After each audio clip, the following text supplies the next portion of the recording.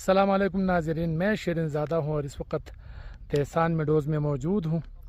देसान meadows इंतहाई खूबसूरत इलाका है, हर तरफ हरियाली है, पूल ही पूल है।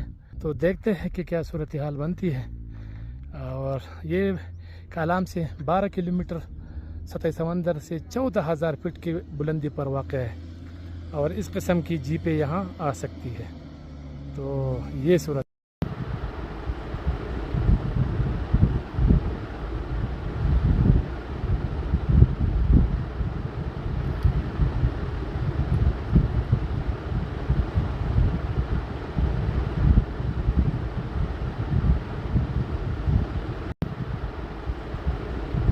نمستے صح نور ده شوي